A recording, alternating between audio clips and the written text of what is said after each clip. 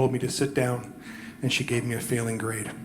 At that moment in my life, I knew that the only way I could ever survive was to never be myself, to do things for others, to seek approval, and somehow I would find my own happiness. Grade school turned to high school, and what a place that is. I learned negative thinking, and I cultivated my depression. I learned things like, why do bad things always happen to me? Why do I always get the short end of the stick? If I'm not liked by the popular crowd, I'm a loser. If I don't have friends, I'm a waste of flesh. And finally, I was ugly, and I would never be loved. By the time I got into college, I was an outsider, or so I thought. I went to college for music.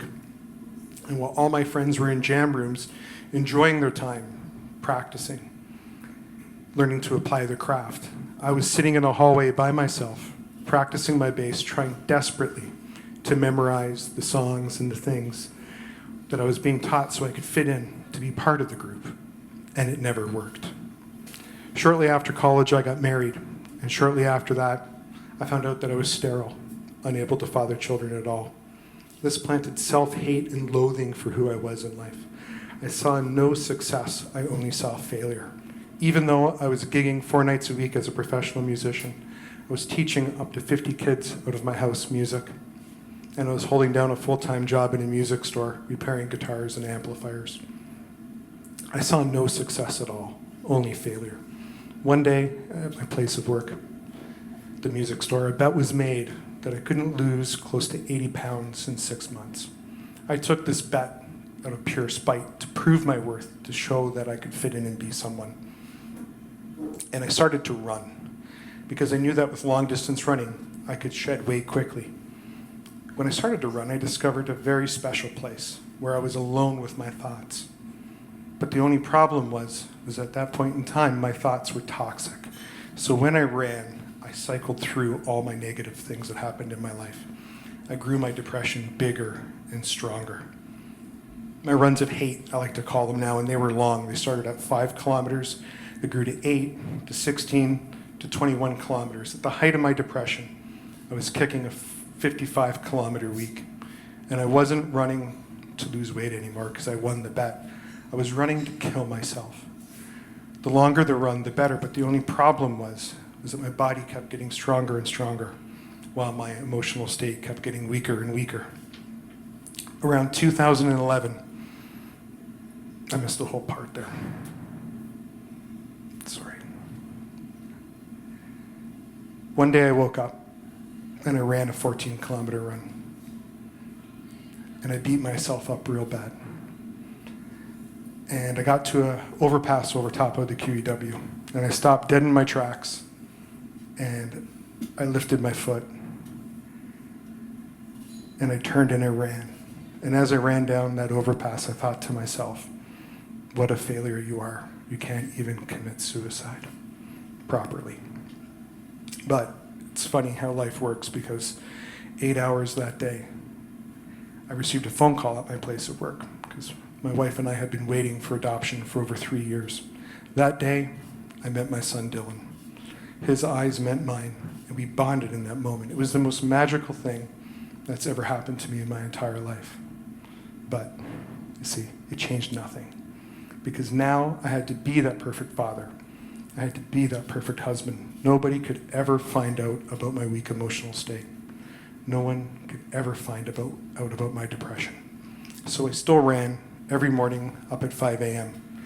Each footstep hitting the ground, each deep breath I took purely centered in making its mark to self-hate and loathe who I was. Now, in 2011, we got word that the music store that I worked at was going to be purchased by a large musical instrument retailer. And I was terrified. They were going to find out everything about me. They were going to find out how much of a failure I was, how much of a loser I was, and heaven forbid they ever found out about my depression. They would truly find me as a liability and try to get rid of me. I tried to get out. I took online classes, and I tested to be a police officer. I failed. I tested for the RCMP, and I failed 2 times. I even tried to join the Canadian military as a musician, the one thing that I was good at in life, and I failed at that too. Now, all my failures stacked up in front of me, proof, every morning when I ran, how much of a loser I actually was. And in 2013, the music store was purchased. And within a month, I was a complete disaster. My workload had quadrupled. That matched with the severe state of depression I was in was the end. I was crying all the time, any time that I was left alone with myself. And one day, at my place of work, I walked out that back door, and I hit the sidewalk, and I was going to walk that day till I found somewhere to jump from. And again, I took one step forward, and I stopped dead in my tracks. And I turned around, and I walked back into work, thinking the same things I thought about when I was going to kill myself the first time. I walked into my place of work, and my office door closed behind me. And I turned, and there was a friend there, an employee, who had been witnessing my steady decline since the store was purchased. And he told me, Darcy, you're not leaving your office or working on another guitar until you make a call for help. I looked down at the floor and I thought to myself, wow, so this is what the end looks like. And I knew that there was more left to my life. So I walked over to my computer and I Googled depression therapists in St. Catharines. I read through all the profiles and I found a lady who I liked, and I walked in the very next day for my appointment. I walked in and I talked for the first time, and I told her everything. How much acting I've been doing, how I was a failure, and how I wanted to disappear, commit suicide. And she told me I was not a failure. Just showing up there that day was proof of it. She told me I was putting all my emotion into a barrel, that the barrel was filled to the top, and there's a beach ball being pressed down into it. And all my emotions were overflowing over the sides, out of control. She told me she was going to teach me to drain that barrel of emotion, to change my way of thinking, that I was going to start living life for myself. And I believed her for some reason. And I started therapy. About a month in, I was handing in homework every week. And she told me, Darcy, you're a natural writer. You got to write a book. And I laughed. I said, there's absolutely no way I'm capable of doing anything like that. I was a drunken bar musician, not a writer. And she told me if I wrote a book, I could change the way people think about depression. That evening, my wife and I were at a house party. And we snuck off and we sat on a swing set together, because I believe all good conversations happen on swing sets. And I said to her, what if I do write the book? What if I take the one thing in my life that has controlled me, dominated me, and I flip it on its head? What if I turn depression into the greatest thing that's ever happened to me? That Monday morning I woke up and I ran the same 14-kilometer run that I ran the day I was going to take my own life. And I noticed something. I wasn't running with hate anymore. I was running with happiness and joy. I was looking at my surroundings. I was getting lost in the moment.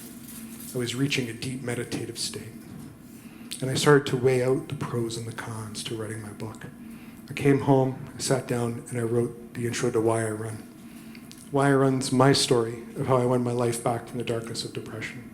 It's bold, it's truthful, and it's dead honest. And it had to be that way because that was the only way I was going to reach people. Let them know that they're not alone, that the way they feel emotion is the same way I feel emotion. Let them know that if I could change, so could they. The impact of Why I Run was felt immediately. People started to come into my place of work to talk to me for the first time about their struggles with depression and anxiety. Different mental health organizations started contacting me to do talks for them all over Southern Ontario, tell my story, break the stigma, and let people know they're not alone. From doing those talks, I wanted to help more, and I wrote my second book.